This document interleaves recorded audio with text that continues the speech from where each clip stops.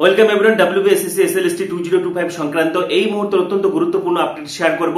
ইতিমধ্যে তোমরা সকলেই জেনে গেছো যে অ্যাডমিট কার্ড ডাউনলোড সংক্রান্ত নোটিশ কিন্তু চলে এসেছে এবং গতকাল রাতের থেকে কিন্তু অ্যাডমিট কার্ড ডাউনলোড করা যাচ্ছে লগইন করে ড্যাশবোর্ড।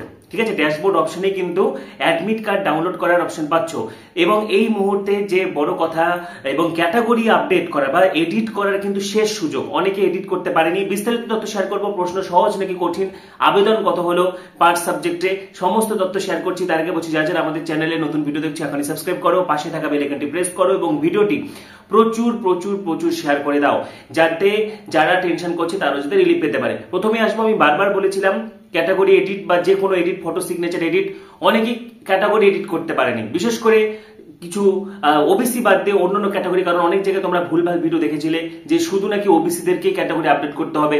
অনেক জেনারেল ক্যান্ডিডেট রয়েছে, তোমরাও কিন্তু ক্যাটাগরি আপডেট করোনি। যদি আমি বারবার বলেছিলাম সকলকে কিন্তু ক্যাটাগরি আপডেট করতে হবে, সেটা general, SC, ST, OBC, OBC B, EWS থেকে শুরু করে ফিজিক্যাল হ্যান্ডিক্যাপ সকলকে কিন্তু ক্যাটাগরি আপডেট করা বাধ্যতামূলক। এমনকি তুমি যদি জেনারেল ক্যাটাগরি হও তা সত্ত্বেও আপডেট করা বাধ্যতামূলক এবং তেমনটা কিন্তু হয়েছে। ফাইনালি ডব্লিউবিএসএসসি এসএলএসটি কিন্তু আরেকটি সুযোগ দিয়েছে এডিট করা। যাদের এখনো পর্যন্ত এডিট করা বাকি রয়েছে তোমরা কিন্তু অবশ্যই এডিট করে নেবে।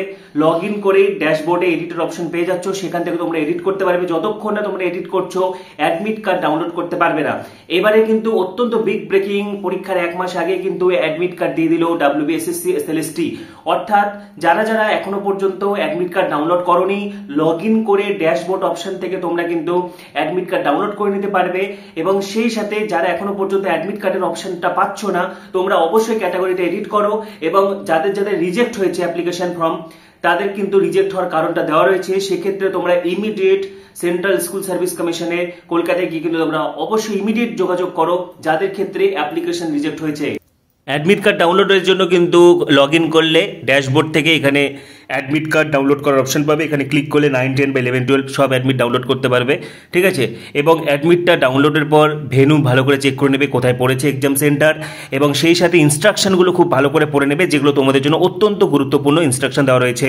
পাশাপাশি অনেকে জিজ্ঞাসা রয়েছে যে কত আবেদন হলো বিভিন্ন বিষয়ে। কেউ জানতে চাইছে বাংলা বিষয়ে কত আবেদন হলো, কেউ জানতে চাইছে ফিজিক্যাল সায়েন্স, লাইফ সায়েন্সে কত আবেদন হলো, ম্যাথে কত আবেদন হলো, ইংলিশে কত আবেদন হলো ইত্যাদি যাবতীয় প্রশ্ন রয়েছে। হিস্ট্রিতে কত আবেদন হলো, জিওগ্রাফিতে কত আবেদন হলো, পাশাপাশি সিট সংখ্যা বাড়বে কিনা এবং প্রশ্ন সহজ হবে নাকি কঠিন। তো তোমাদেরকে জানিয়ে রাখি, দেখো কত বিষয়ে আবেদন হলো এটা কিন্তু এই মুহূর্তে এগুলো নিয়ে না ভেবে পড়াশোনার উপর ফোকাস করো, কারণ আর মাত্র কয়েকটা দিন সময় রয়েছে। এখনো পর্যন্ত কিন্তু হার্ড ওয়ার্কিং এর দ্বারা নিজেদের জয় কিন্তু আশা করতে পারো। সুতরাং এসব না ভেবে পড়তে হবে এবং প্রশ্ন কিন্তু সহজ হবে। যা আপডেট বিভিন্ন দিক থেকে উঠে আসছে, প্রশ্ন কিন্তু সহজ হবে তুলনামূলকভাবে। সেক্ষেত্রে প্রশ্ন সহজ হলে কাট আপ বাড়বে কি কমবে সেগুলো পরে পরীক্ষার পরে আলোচনা হবে।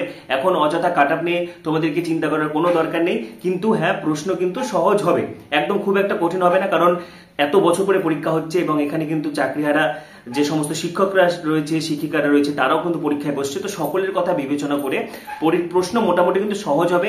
এবং কত আবেদন হলো না হলো এসব ভেবে কিন্তু নিজেদের উপর ফোকাস করো। এবং এই বিষয়ে তোমাদেরকে এখন অ্যাডমিট কার্ড ডাউনলোড করতে হবে। ঝটপট করে দেখে নাও সেন্টার কোথায় পড়েছে। সকলেরই কিন্তু বাড়ির কাছাকাছি সেন্টার পড়েছে, যা আপডেট বিভিন্ন সূত্রে উঠে আসছে। এবং যেটা এই মুহূর্তে বলে রাখলাম অত্যন্ত ভাইটাল, যারা এখনো পর্যন্ত ক্যাটাগরি এডিট করনি ঝটপট এডিট করে নাও। এবং বিশেষ করে অনেকে টেনশন করছে কারো কারো ফর্ম বাতিল হয়েছে, কি কারণে বাতিল হয়েছে সেই সমাধান নিয়ে কিন্তু তোমাদেরকে অবশ্যই ডব্লিউবিএসএসসি অফিসে যোগাযোগ করতে হবে, তাহলে ক্ষেত্রে কিন্তু সেই সমস্যার সমাধান হয়ে যাবে। এবং পরীক্ষাকে ঘিরে কিন্তু একাধিক নির্দেশিকা এর আগেও জারি হয়েছিল। তো প্রথম কথা আরেকবার বলে দিচ্ছি যে কোনো রকমের কিন্তু ইলেকট্রনিক গ্যাজেট, ঠিক আছে, কোনো রকমের ইলেকট্রনিক গ্যাজেট কিন্তু সাথে নিয়ে যেতে পারবে না, বা মোবাইল বলো, হাত ঘড়ি বলো, বা যে কোনো any kind of watch, printed or written materials, তারপরে বলো যে মোবাইল, ঠিক আছে, ব্লুটুথ, স্মার্টফোন থেকে শুরু করে ডিজিটাল ওয়াচ থেকে শুরু করে অ্যানালগ ওয়াচ কোনো কিছু নিয়ে যাওয়া যাবে না। পরীক্ষার্থীদের জন্য এক্সাম সেন্টারে ঘড়ি থাকবে এবং অ্যাডমিট কার্ডে ইনস্ট্রাকশনগুলো রয়েছে, ইনস্ট্রাকশনগুলো খুব ভালোভাবে পড়ে নেবে।